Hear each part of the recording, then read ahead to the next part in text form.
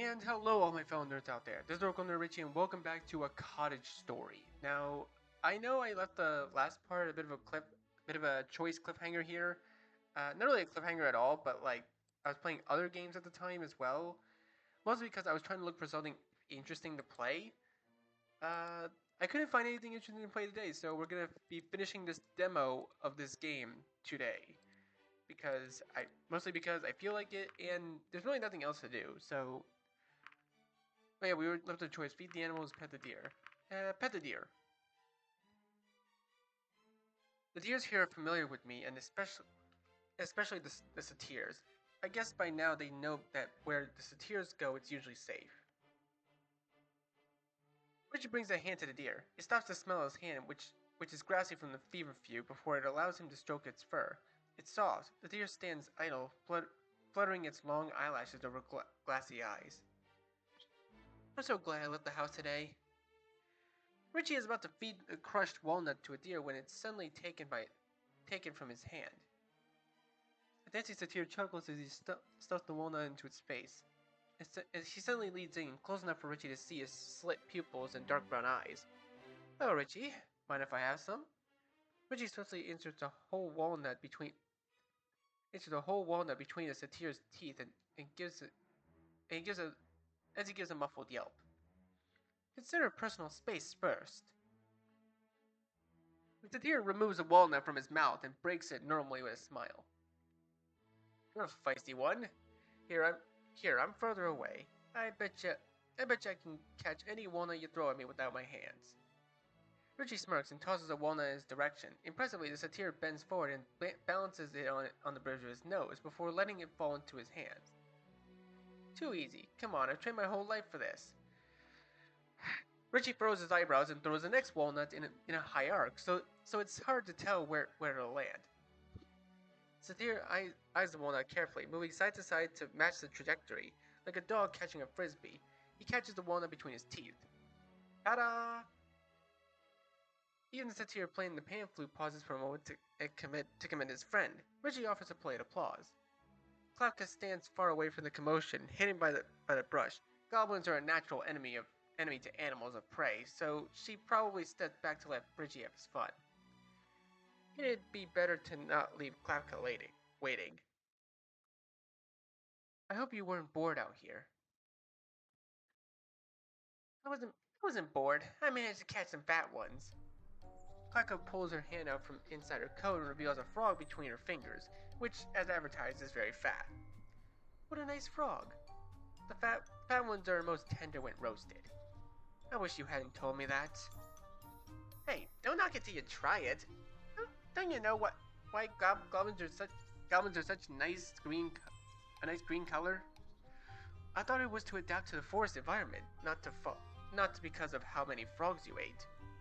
Not to mention, frogs are red on the inside, but they aren't like carrots, where if you eat enough, you'll actually turn a bit orange." "You can turn orange if you eat enough carrots? Weren't you just talking about eating frogs?" "Yeah, but I could become the only orange goblin in existence. That would be so cool." It'll mix with the green. It might be closer to brownish puke color."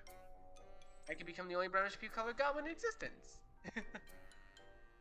Suddenly, Klepka stops. She has a look on her face that means she either heard something dangerous or saw something shiny and therefore extremely intriguing. He bends down, rummaging through the dead leaves and dirt. Richie expects Klepka to pick up a particularly glossy stone or rock. It's popular nowadays for goblins to line their den floor with shiny rocks, the same way someone might refurbish their countertops and to have a marble finish. When she stands back up, the gleam of the object is enough to catch even Richie's attention. It's a ring.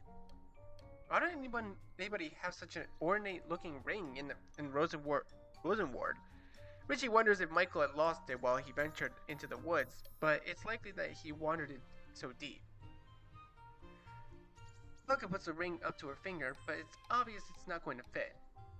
Nonchalantly, she reaches over and grabs Richie's hand to try to ring on each of his fingers. Aha! Perfect fit. "Are you proposing to me?" Kaka stares blankly at Richie. Suddenly, she whips her hand away from him. "Huh? What? No, I mean, why would I?" It was a joke. I know how humans propose. Sorry, I thought you would get it. Oh, yeah, I knew that.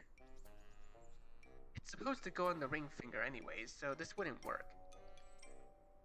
The ring is on Richie's pinky finger, so it can't go past the first joint, which he takes off and returns it to Klapka.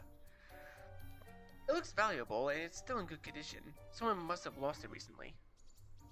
Or it got washed up by the river and landed here. I doubt they'll be needing it anymore. Klapka pockets it into her coat, which is immediately followed by an upset croak. Wrong pocket. Whoa, wrong pocket. Klapka opens her coat and to reveal lines of hidden pockets where she securely places the ring. She readjusts her coat. It's safer here anyway. The two friends continue to walk and talk while pushing past tall stalks of grass. Up ahead, Richie can see the front of his cottage and yard. I should probably check to see if my laundry is dry yet. Your stuff got rained on too? It was raining so hard yesterday that the water seeped into my den. I'm still waiting for it to dry. Yeah, it's better than having a dry season though. Klapka nods her head with a knowing expression. Better be flooded than starving. By the way, I'm sorry for getting the wrong plant earlier. I probably wasted your time. What do you mean? I had lots of fun today. I thought I was just going to pick up some feverfew, then do some chores, but I'm glad I got to walk with you instead. Really? Richie gestures to his basket filled to the brim with today's bounty. Who's going to help me prepare all this chamomile anyway? You're right. I almost forgot I promised to help you cut him.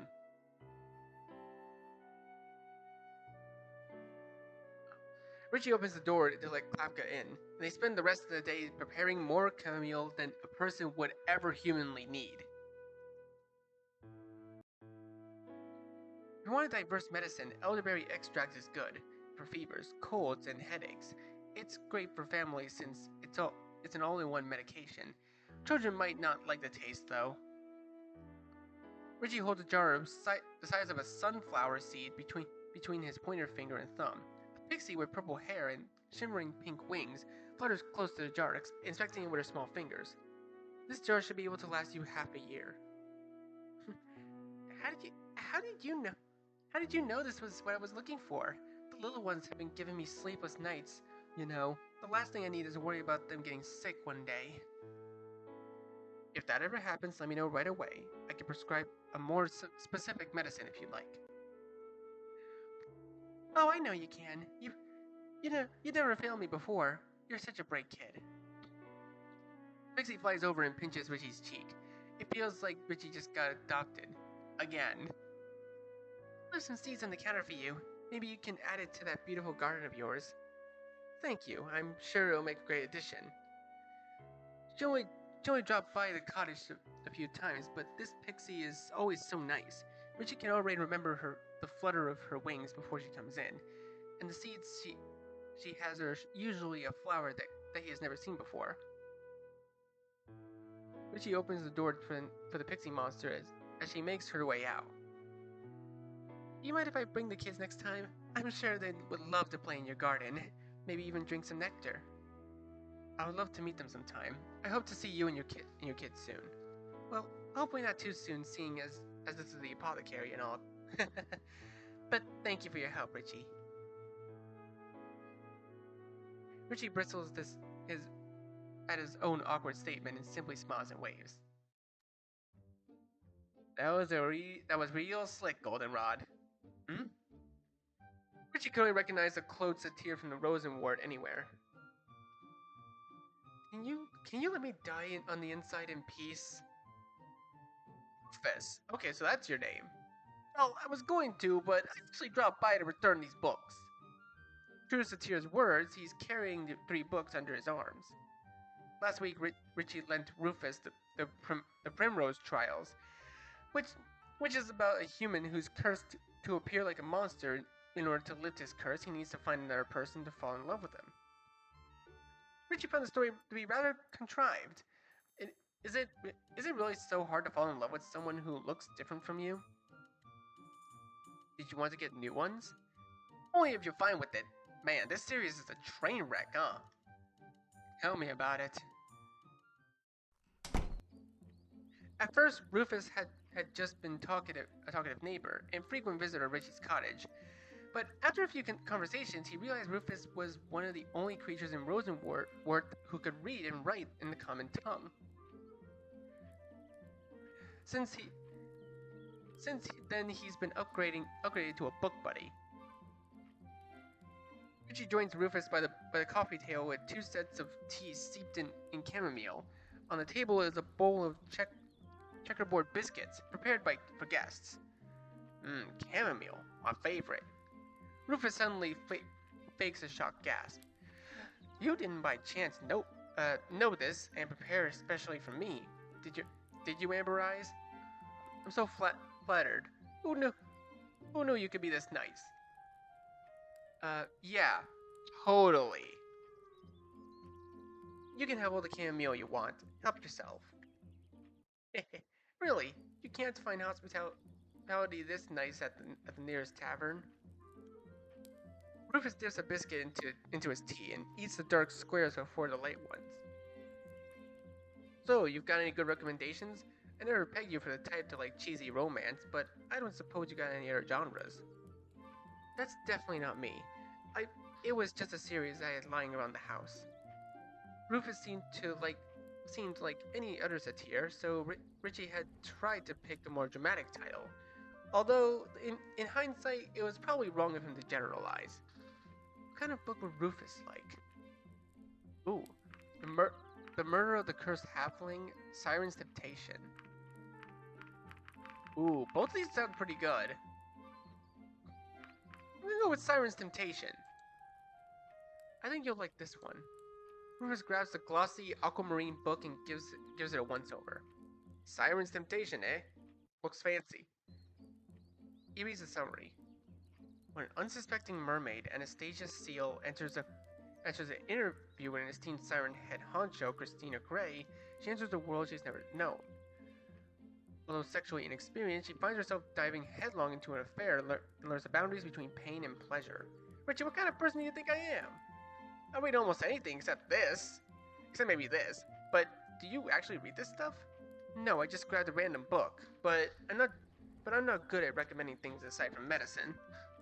Well, is there a book that you like? A book I like? Richie brushes over several titles before settling for a couple of dense-looking books, stares at well-worn covers fondly. He takes it out and shows it to Rufus. This is a great series if you want something more complex. It's in the form of an anthology and has everything. Drama, adventure, tragedy, and every story has a satisfying conclusion. They also tell each part from multiple perspectives, and it covers a lot of different settings too. I never got tired reading these books.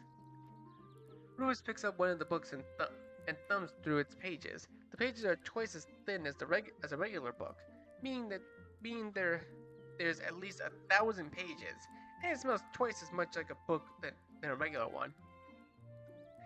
Wow, sounds great and all, but isn't this all just a botany textbook? After skimming the text, almost all the case studies start with the effect of eating certain herbs and subsequent poisonings, which were more than not fatal. Rufus assumes that would count as tragedy. Is there something wrong with that? No, I guess we just have different ideas of what's a story and not. There's some big words like aphananthos? What does that even mean? It's referring to a plant that's not big or showy, but it's not that hard. When I was younger, my godmother used to read this to me every night before I slept. How young are we talking here? I think it was probably 6? Man, you're making the rest of us look bad. When I was 6, I couldn't tell the difference between goats and actual satyrs. My mom had to convince me to stop talking to goats all the time.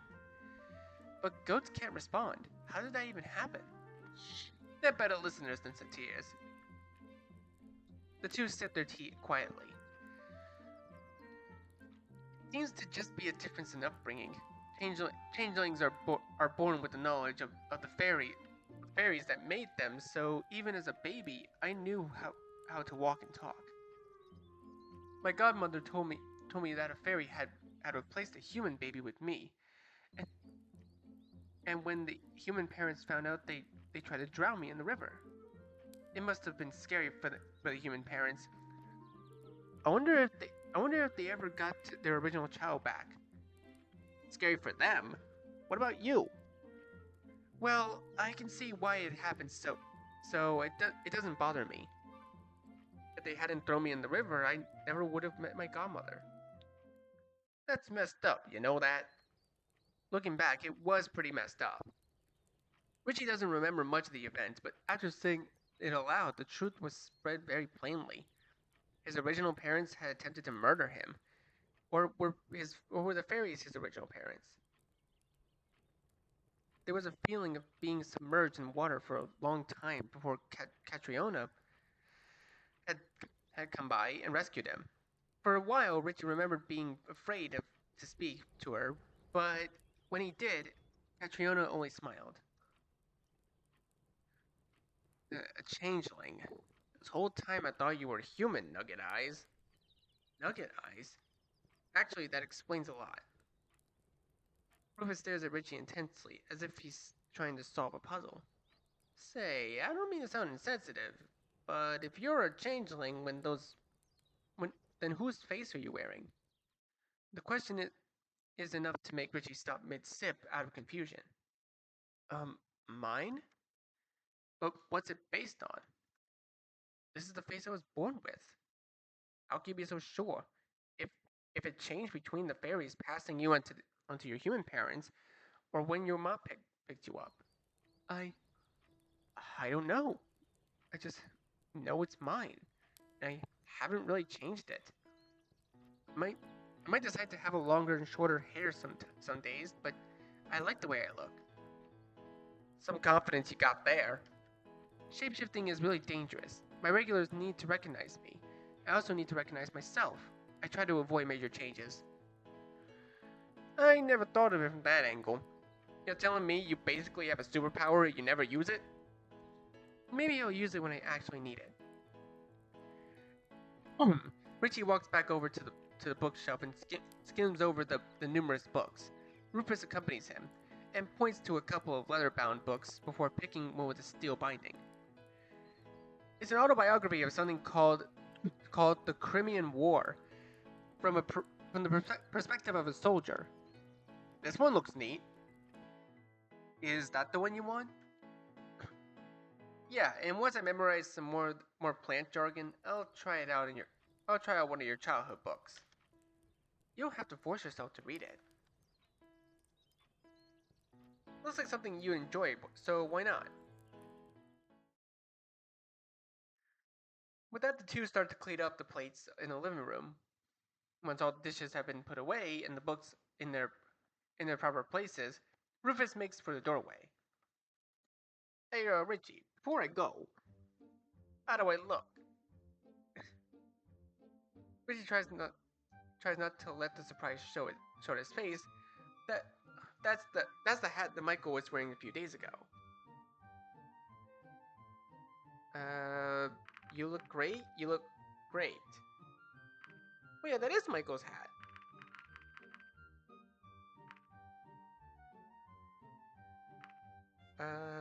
You look great. Thanks. I found it near the outskirts of the forest. It's hard to find these things in good condition. And this one even has a visor. Rose points to the hat excitedly as if it was the best thing since sliced bread. He had cut neat holes into the hat so that his horns would fit through, and the area around it had been sewn together so the hat would continue to hold. Despite the association with Michael, Rufus did look good in it. It almost suited him better than the previous owner. Rufus, that used to belong to a human. Yeah, only a human would make something this tacky. He stayed at my cottage 2 days ago. Oh, is he asking for the hat back? No, Klapka threatened him, so I don't think he's coming back anytime soon. I just haven't seen another human in years. I wonder why he stopped coming to Rosenward. It didn't seem that long ago that I'd see one fishing in the river or picking flowers. Yeah, I wonder why. It's probably for the better. I know a couple of satyrs in my tribe who like to go overboard with pranks. Humans make good targets because they're so gullible. Wait, is that why they keep trying to convince me fairy butter is actual butter, and that goblin holes are Mother Nature's bathrooms? If does your tribe know that I'm not human? The silence is deafening. Rufus is trying extremely hard to keep a straight face. I'll be sure to give them a stern talking to. Alright, get out of here, you hooligan. I'm going. Richie pushes the satyr out the doorway as he leaps away with a big grin plastered across his face. Richie briefly dusts off his hands. He needed to make preparations for a guest in an hour and had no time to waste. It's been a long day. After Rufus left, Richie spent the next hours consulting a treant on their shedding bark, a goblin with a broken leg, and fixing a sign that had been knocked over from the recent storm. He turns over a sign on his cottage porch to show that his services are now closed, and makes preparations for bed. As he settles in, he looks over an empty bed beside him. Once Catriona had gotten older, Richie would often help her into bed, and, and he was left with most of the housework as he saw his mother slowly wither away. The final months were the hardest, and Richie wondered if someone would be by his side once he became old and gray. However, it was possible that he might outlive those around him instead. How many years did changelings have anyway? He had been aging like a human for 1 or 2 decades, but as time passed, Richie's features seemed to stop changing. Maybe Michael was right. Is there something more out there? If only there was some way to learn more about changelings. Jesus. That's a bit of a loud knock. Right as Richie feels himself drifting to sleep, he's suddenly roused by a violent knocking on the door. Who is it at this hour? Jesus. Reluctantly, Richie peels himself from the bed and slips into some loafers. The knocking is vigorous and unending. Richie prays that Klapka doesn't decide to go on a late night hunting trip and sprain her ankle. He opens the door. Oh? He stares face to face with the most beautiful person he has ever seen. The stranger's hand stops mid-strike, and they have a sheepish expression on their face. Hello? Wait a second. Who are you? Is this even the right place? The stranger pulls a map from their purse and looks at it, erratic and desperate. I think that should be my question. She feels tired just watching them. Richie feels tired just watching them fumble around with their long, pointy ears waving around. To Richie's knowledge, there weren't any elves living in Rosenward. Forget this. Defeated, the elf puts away the map and finally looks at Richie. Do you by chance know anybody named Catriona Nayland? Catriona was my godmother. Unfortunately, she passed away years ago. Years ago? All color drains from the elf's face, and they look so pale, Richie thinks they might pass out.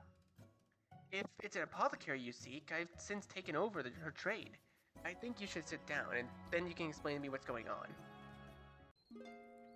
Richie supports the stranger's body as he walks them to the closest chair. Richie offers them some water, and to which they heartily drink, and their face finally regains some composure. My name is Nimril. How the frick am I supposed to pronounce these names, bro? Nimruel Mazinge. Jeez. I think I need to start taking English classes again. I knew your mother a long time ago, but I should have known better than to place my health in the hands of a short-lived being. I had no idea she had a child, much less passed away. So they knew Catriona before I was even born. I have a rare elven disease that runs in my family. Every family member I knew who had it died, so I spent a long time trying to find someone with a cure. Catri- Catriona was the was the only one who figured out what was wrong with me, and I thought that was going to be the end of it. Recently, I found out I relapsed, and I don't suppose any of this rings a bell. Catriona never mentioned anything like this, even once. Richard didn't even know that Catriona saw elven patients. That sounds awful. I'm afraid Catriona never spoke to me about this. Is there a recipe for medicine? Maybe in a book or diary she left behind. Do you know what it's called? No. Do you remember what it tasted like? The color of the medicine? Dosage? Nimru Nimruil looks away and begins to regret their life choices. No, no, and no. This happened over 50 years ago. I can't remember something that long ago.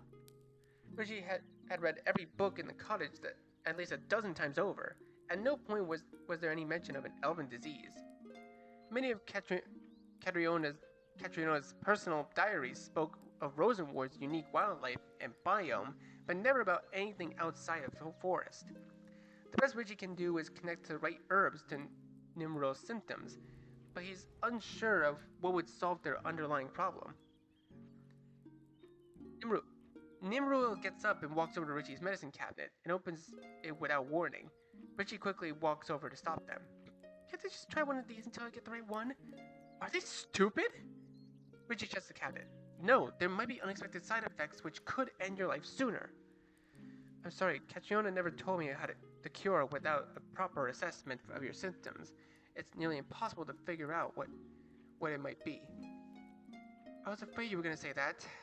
Look, don't even bother. It'll probably be faster for me to find a different doctor. Thanks for the water and stuff. Richie watches Nimrod open the door, and just as quickly as they came, they left. 12 hours later. Never mind, help me please, I'm going to die.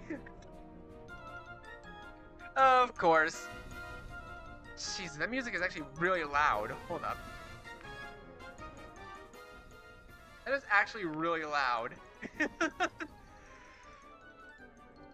Spartan, I can't go back. Richie is roused awake once more and quickly opens the door. Nimrod is on the ground. There's basically claw marks on the door. Please stop screaming. You've got to help me. I'm too young to die. In the background, a fairy passes by the cottage with their young. The commotion startles them, and the fairy ushers their young and fast flutters away. Relax. I never said I wasn't going to help you. What's wrong with you? I tried to find my way home last night, but I got lost again. I got lost trying to get here too. It's too late for me. I'm running out of time as we speak. No, you're not. You have time, Nimrod. I understand that you're scared right now, but in order for me to help you, you have to slow down. It's hard to watch someone grovel and cry on the ground, and it's the first time such a thing has happened to Richie. He bends down and reaches a hand out to Nimrod. I'm just gonna say Nimrod. I think that's a better way to pronounce it. As they look up with a sniffle. They grab Richie's hand and rise to their feet. In an attempt to soothe Nimrod, Richie pats their arm. Thanks. Just Nim is fine. It's Richie. You can call me Richie. If Catriona was able to find a treatment for you, then I should as well. There's not a single thing she didn't teach me about medicine, or her style of medicating patients. Okay, but what happens when you die? I never thought this was something I had to worry about until it actually happened. I can always write it down. You can pass it on to the next doctor. That's assuming they know where to find the ingredients and how to prepare it. If it's a specific plant or formula, then you'll die with this knowledge. Why are all the best doctors short-lived races? Short-lived? Are you talking about humans? Humans, gnomes, goblins, it doesn't matter. What about changelings? Huh? Rufus suddenly pokes his head over Richie's doorframe. Am I, interrupting something here? Yeah, I'm dying! Dang, sorry. I just need to get a quick fix. Richie's my drug dealer. Is this an addict? Please don't listen to him. Richie lets out a sigh and subconsciously tugs at his earlobe. Let me get the medication from him first, and then we can talk about what to do next, okay, Nim? Inside the medicine cabinets are jars and vials of varying sizes. They're all filled with dried herbs, either crushed to a fine powder or in bite-sized chunks. Richie grabs one of the larger jars labeled Fear of You and places it in the counter where he prepares a cloth and starts to measure and shovel the Fear of You into a tablespoon. Nimrul discreetly peers over the doorframe and notices a row of white flowers with leafy stems in bundles near the window. There are several buckets with dried versions of presumably the same plant. The rest of the cottage is in pristine condition. Nim's memory is hazy, but it's almost as though Catriona never died. Everything is exactly the same. Richie opens the drawer below him for tweezers and picks out all the little imperfections and muddled in the herbs. Once satisfied, he ties up the cloth and heads back to Rufus and Nim. Rufus happily takes the drug in his hands. You really are talented with this herb stuff. It makes me feel better about relying on an uncertified backwoods doctor. Yeah, Richie is the best uncertified doctor I know.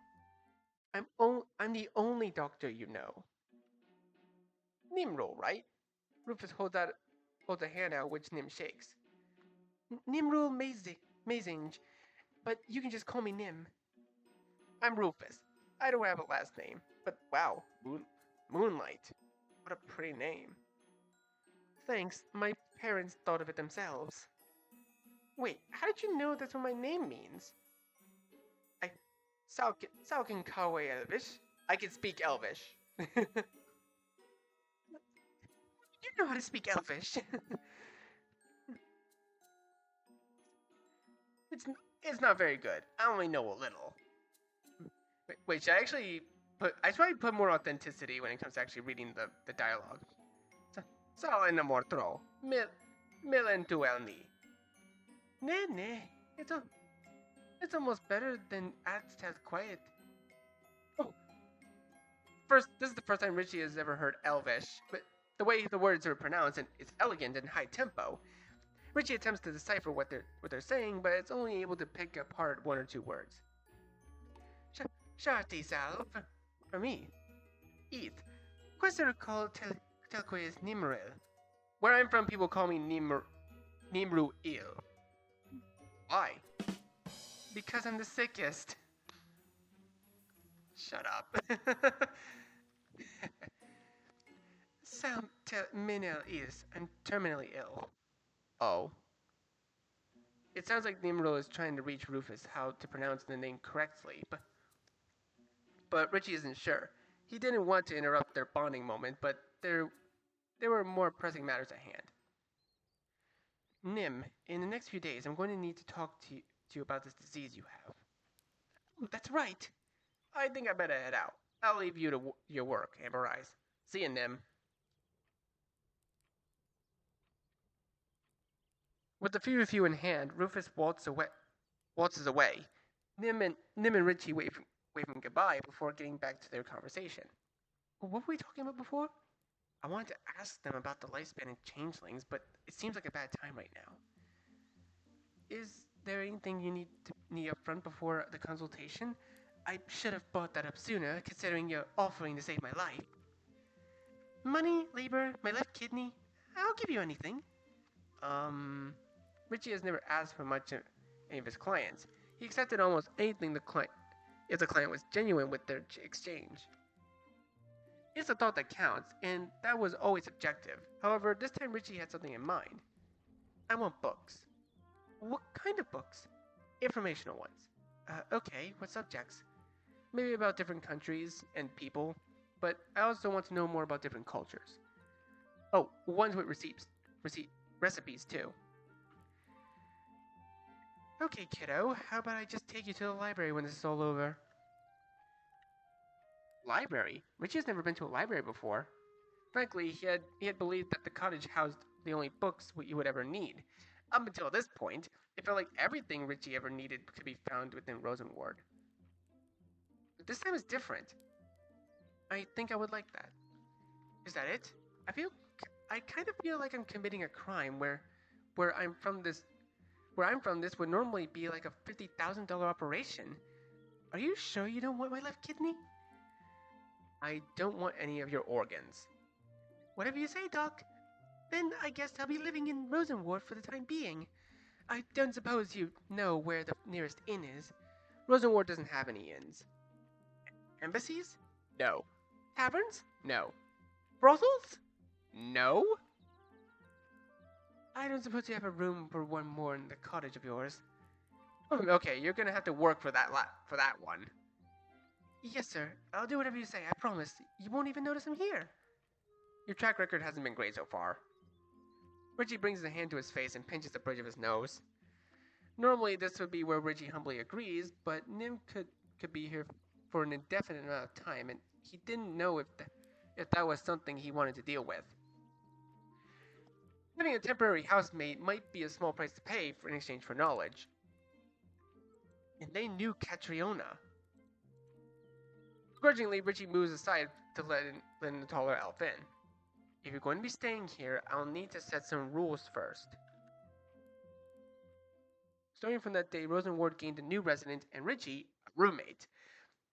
It was also the beginning of a long journey to find a cure for Nim's disease. 2. Okay, I think this is actually a good point for me to save here. So, I'm going to save for now. So, thank you guys so much for watching this video. Be sure to let me know what you think in the comments. Leave a like, share this video with your friends, and be sure to subscribe, click the bell so you don't miss a single notification. I'll see all of you in the next video.